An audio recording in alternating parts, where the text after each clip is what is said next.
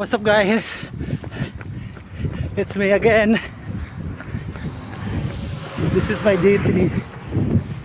Kasi since tapos na yung recovery natin for the last training, so takbo tayo ulit ngayon. And still self-training alone. So ngayon 2 kilometers na. Ngayon lang ako nag-video. And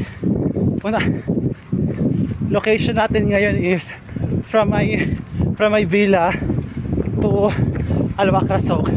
Try natin yan kung ilang kilometers yan ngayon. So update kayo maya maya. Still running, approaching guys. What's up again? Ayun ako sa Isdan Mall, Wakra. Ito, approaching 3.7 kilometers sa tato dito. Yeah, 3.7. So this is Isdan, Wakra. 3.7 or 3.8 like that. So here, naglakad pala ako dun bago mag-stand kasi may stoplight. Kailangan pa rin nating sumunod sa kanila. So ito is Isdan Mall, Wakra. Approaching. Wait lang. Ito Isdan Mall, Wakra yan.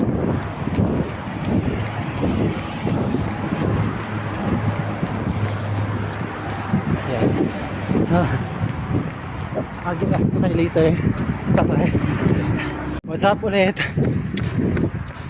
So update guys, 5.5. So malapit na ako sa location natin sa Boss Coffee, Wakra. So mga 6.5 or 7 kilometers from our villa to Bosta, Wakra. Okay, lapit na ako. Lapit to kayo pag ando na ako. Pero syempre pag wala pang 10 kilometers hindi muna tayo hihinto, balik muna tayo. Okay, ay, guys, yung Boss Wakra, Boss Coffee andyan lang sa kabila. So wala pa tayong 10 kilometers. So ikot muna tayo kasi wala pa tayong 10 kilometers.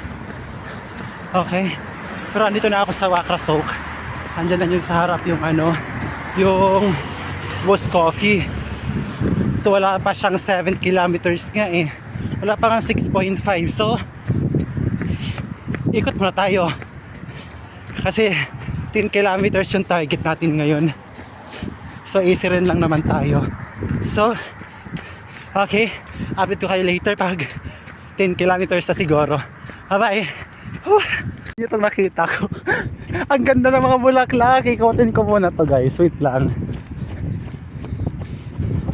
So sa harap ng Wacrasok may park, may mga bulaklak. Ayan guys, tingnan nyo. Tingnan nyo guys ang bulaklak. Ikotin ko to. Wait lang. Diba? Ang ganda. So ikot na ako dito saglit. Although nagja-jogging pa rin naman nato. Once na-experience natin yung parang park, flower park ata to eh. I'm not sure. First time ko din dito guys. Let's see. Ayan nyo. Ang ganda. Pasok tayo. Tingnan nyo naman. Diba? Ang ganda.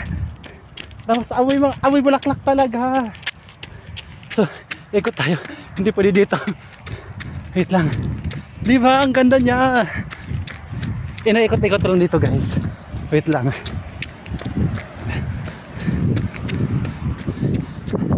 Ang ganda kasi dito tayo. Pwede dito. Like, look at that. Diba?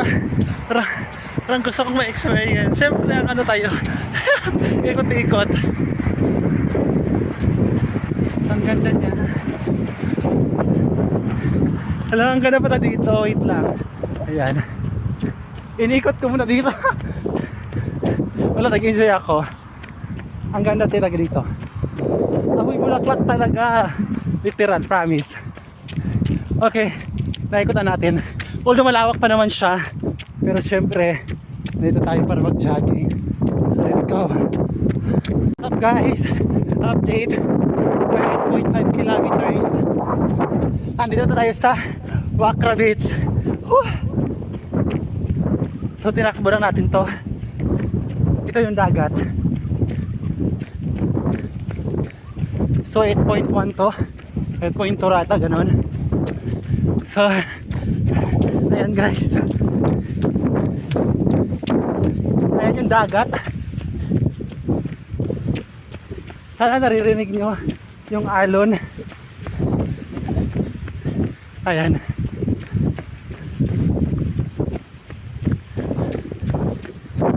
Wait lang. Ibaba ko. Ayan yung dagat. Dito ako sa Wakra Beach ngayon. Ayan.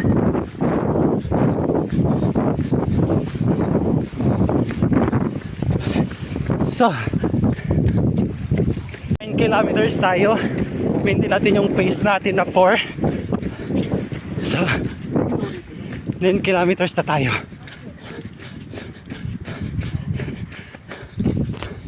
Maintain natin yung 4. Ito naman yung target natin eh. Okay.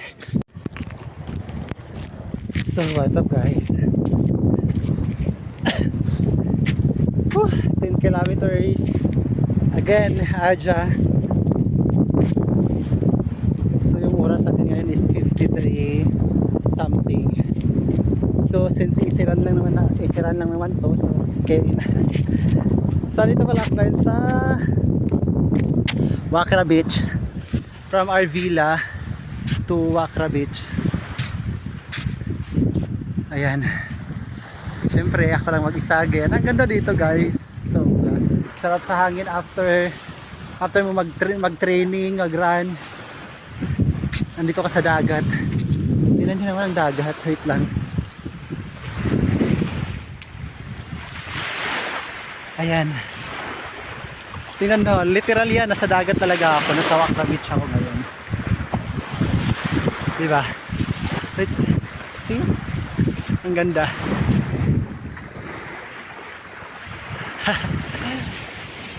Parang ang ganda dito mag-jogging, mag-training talaga, no? Simula sa bahay, papunta dito, ang ganda. At worth it. Tapos, syempre, kasi sabi ko kanina, mag-boost coffee din ako. Dapat diretso ko sa boost coffee. Pero since yung target natin is 10 kilometers, so bahay to boost coffee sa Wakra, ano lang siya, mga 6 point plus kilometers lang. So kailangan ko muna pumunta dito sa tabing dagat para mag-10 kilometers. So yan lang. See you next time ulit. Bye bye.